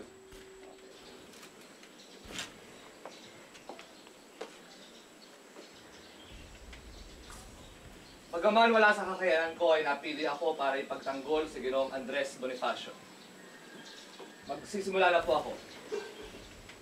Tila hindi tama na gamitin ang salitang pagtatanggol sa kaso ni Ginoong Andres Bonifacio laban sa kanya hinggil sa pagpaplano at pagtatraidor sa ating revolusyonaryong pamahalaan. At kung may mas masahol pang kaparusahan liban sa kamatayan, tama lang to na ipataw sa kanya. Sapagkat ang sino mang may gustong papatay ang ating Pangulo ay katumbas na rin ng kagustuhan na ipapatay tayong lahat. Malinaw naman na walang simpatya si Andres Bonifacio sa atin. Tayong mga kapatid niya sa pakikipaglaban, mga kapwa Pilipino na nagbigay ng dugo para sa ating revolusyon. Ngunit tayong lahat ay nagkakasala, kung kaya't parati tayong may kaakbay na pangaral. Alinsunod sa nangyari kay Ginoong Andres Bonifacio nang siya'y masugatan at arestuhin sa Limbon, kinumpiska ang anumang suot niya at sinamsam ang kaunting gamit at pera na dala niya. Tila sapat na itong kabayaran sa kanyang mga kamalian. At kung hindi man, hinihingi ko sa konseho na pakinggan ang mga sumusunod. Hindi ba't itinuro sa atin ang ating kartilya na mahalin natin ang ating kapwa gaya ng sa ating sarili? Hindi ba't ang Panginoong Hesukristo mismo na bagaman pinapatay at pinahirapan ng mga Hudyo ay humiling sa kanyang ama na patawarin na ang mga taong gumawa ng bagay na ito sa kanya? At kung kayo ng sino ba naman tayo na mga simpleng tao lang para ipagkait ang kapatawaran sa ating kapwa? Alang-alang sa lahat ng ito, hinihingi ko sa konseho na patawarin na si Ginoong Andres Bonifacio. Nang sa gayon ay matupad ang sinasabi sa ating dasal na ama namin. Patawarin mo, Ama, ang aming pagkakasala, gaya ng pagpapatawad namin sa nagkakasala sa amin. Bago po ako matapos ay hinihiling ko sa konsehong ito na magkaroon ng hiwalay na investigasyon kay Coronel Intong o Agapito Bonson tungkol sa kanyang pagtatangka sa katauhan ng asawa ni Ginoong Andres Bonifacio. At kung may katotohanan po ito ay magkaroon ng karapat-dapat na kaparusahan. At kung wala naman po itong katotohanan, ay gawin po ang nararapat. Sapagkat isa po itong malaking mantsa sa katauhan ng isang opisyal na tanging pagmamalasakit ang ipinakita sa atin. Yun lang po. Ngayon naman pakinggan natin ang tagapagtanggol ni Procopio Bonifacio.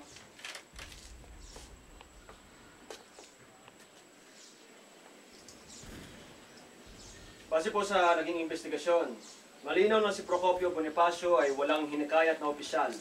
Wala rin siyang kaalaman hingil sa mga plano ng kanyang kapatid na pabagsakin ng revolusyonaryong pamahalaan. Gayon din ay wala rin siyang kinalaman sa mga engkwentro. Hindi nagpaputok ng baril at hindi rin ng laban. Hiningi ko po sa konseho na hindi po isama si Ginoong Procopio sa mga inirekomendang sentensya sa prosekusyon para sa magkapatid. Yun lamang po.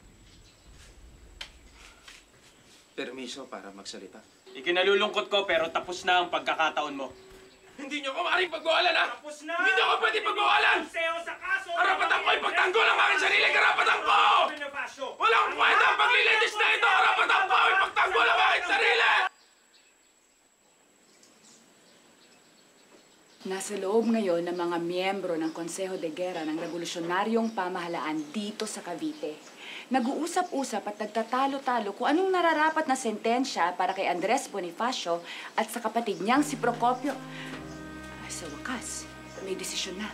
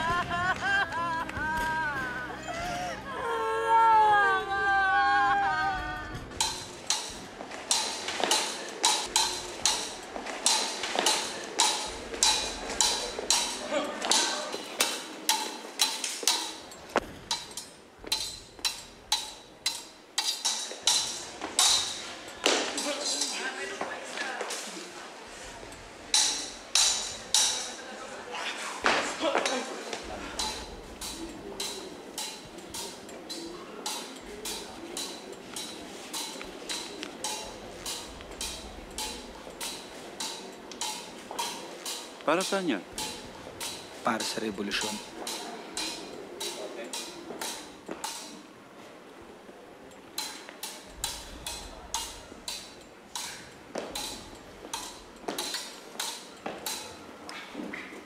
Kamatayan ng hatol. Hindi ka sangayon? Hindi ako maaaring pumayag na patayin nila si Andres Bonifacio. Hindi tama. Anong plano mo ngayon?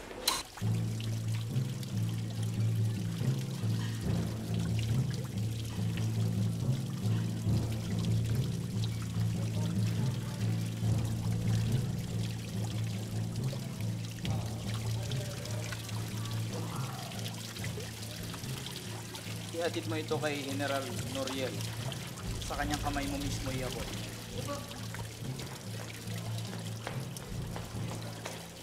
Hindi mo maaaring ibaba ang sentensya kay Andres. Tinangka ka niyang papatay. Walang malinaw na pruweba ito.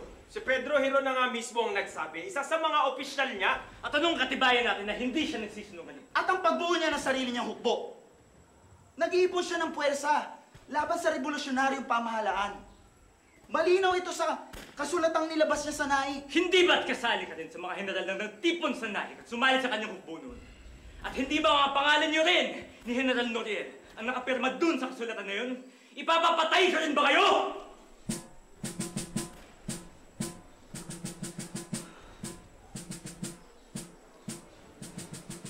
Nalin lang kami ni Bonifacio sa mga huwad niyang pangako eh. Sumumpa kami ng katapatan sa'yo matapos naming mapagtanto ang aming kamalian. Kapakanan mo lamang bilang Pangulong iniisip namin. Ang kapakanan ng revolusyon. Para sa kapakanan ng revolusyon, ang ipapatay ang taong nagpasimula nito.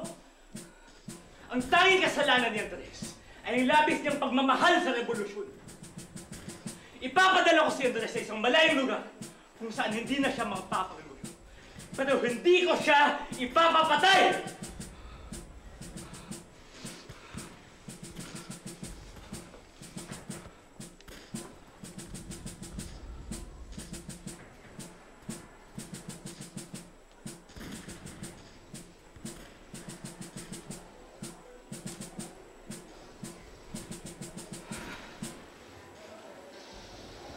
nabubuhay si Andres, patuloy na magkakawatak-watak ang ating mga puwersa. Huwag mong maliitin ang dating Supremo.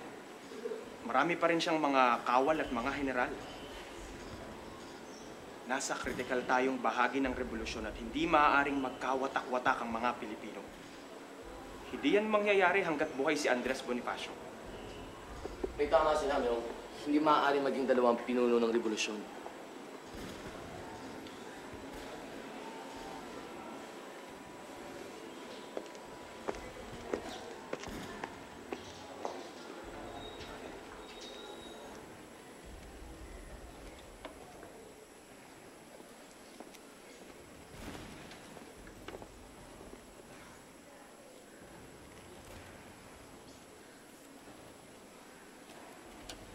Anong problema, iho?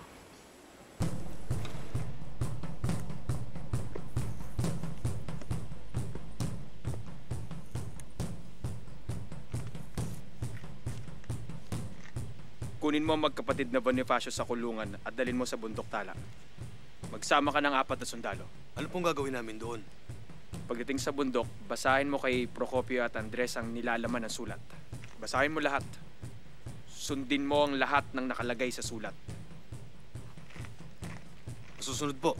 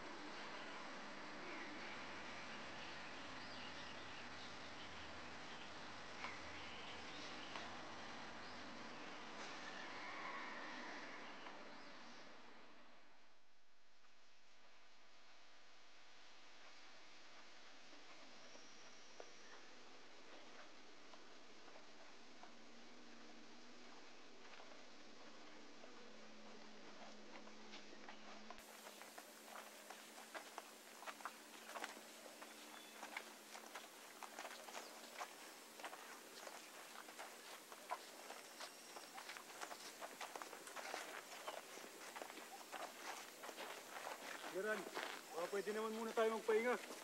Sige, sige.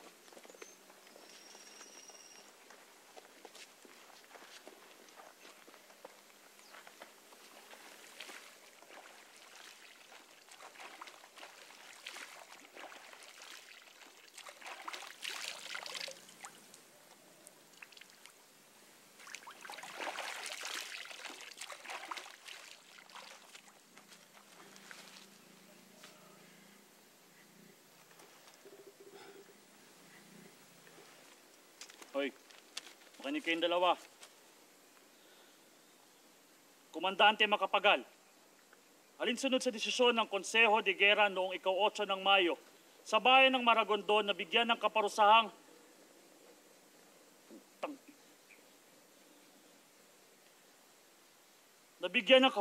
na kamatayan ng magkapatid na Andres at Procopio Bonifacio. Pinagutos sa iyo at sa iyong mga kawal na ipatupad ang nasabing sentensya.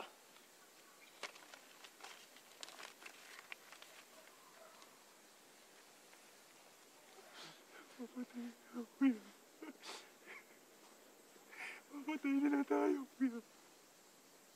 Lakpan niyo na si Procopio.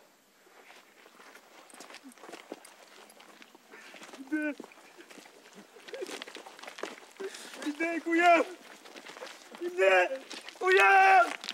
Ah! Kuya! Kuya! Kuya! Kuya! Bitawan niyo! Kuya! Kuya!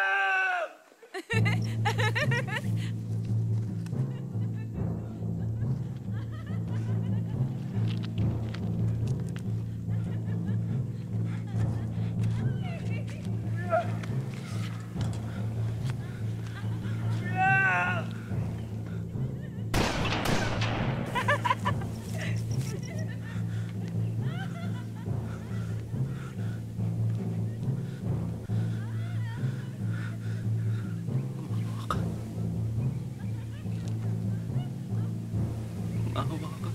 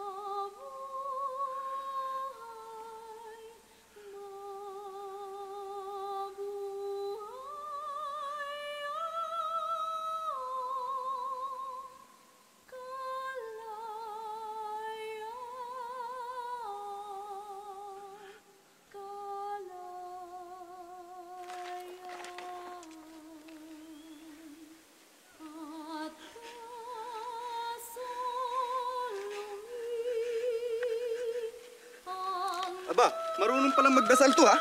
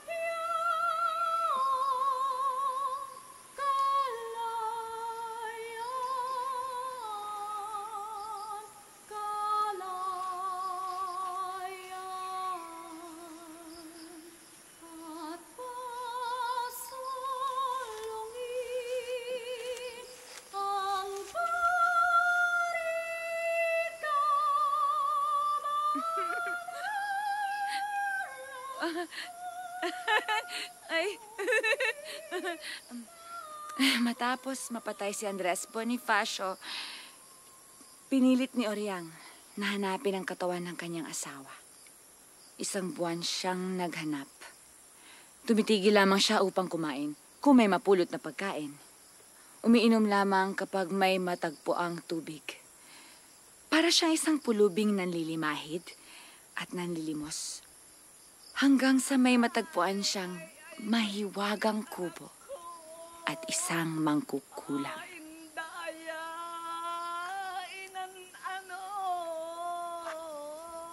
Kastoy man gayam ti aramid kita o ay apo Diyos ko agasan nyo.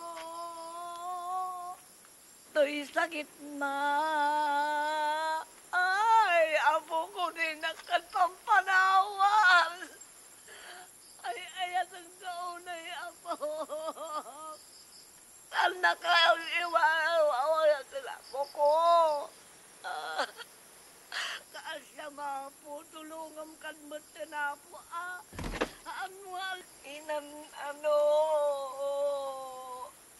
astoy man gayam ti, aramid kita,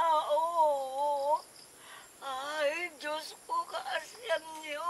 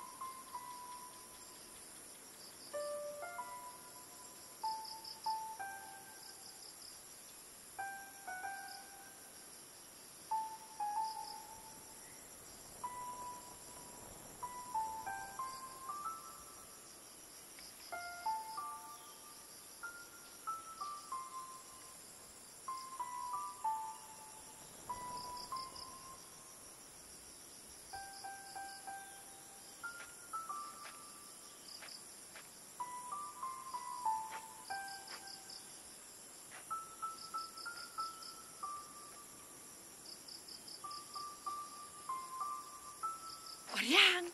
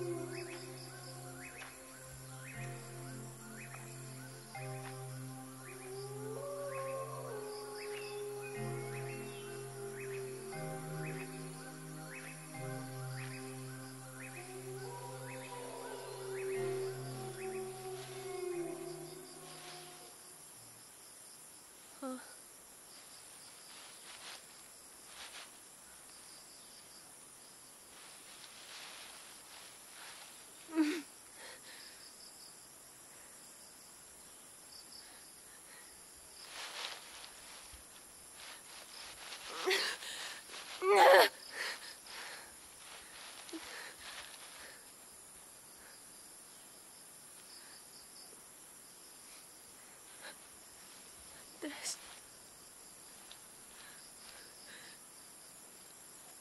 Hingi lang ako ng tulong,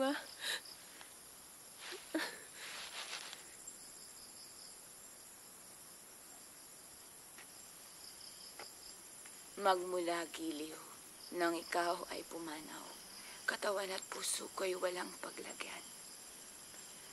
Lakad ng dugo sa ugat ay madalang, lalo't magunita ang iyong palayaw. Andres, lubhang malapis ang aking pagdaramdam. Sa biglang pagkayak mo, ako'y nilisan. Alaala ko sa iyong pagdaraanan at gayon din naman sa iyong katawan. Baka sakaling ikaw ay kapusin, lumipas sa iyong oras ng pagkain, sakit na mabigat baka kasumpungin, lagi mo na lamang sa aking daing. At kung gumabi, sa bani ka hihiga. Matang nagaantok, itikit na lamang biglang. Sa pagkahimbing panaginip ka, Sinta. Sabay ang balong, di mo pigil na luha. Sama na loob ko'y sa aking mag-isa, di may payag sa mga kasama. Puso ko'y lubos na pinagdurusa. Tamis ng bilin mo, magtiis ka, Sinta. Buhay itutungo, luhay papatak. Katawan pipihit, lakad ay banayad. Pagpasok ng silid, Marahang igagayak, damit na gagamitin sa aking paglakad.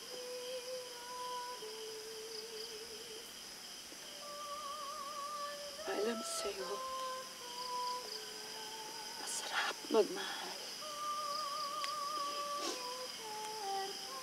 Mayaring puso ko at kabiyak na katawan. Paalam na lang. Sige. Yaring. Panlalayaw. Paalam. Kiliw ko. Sa'yo'y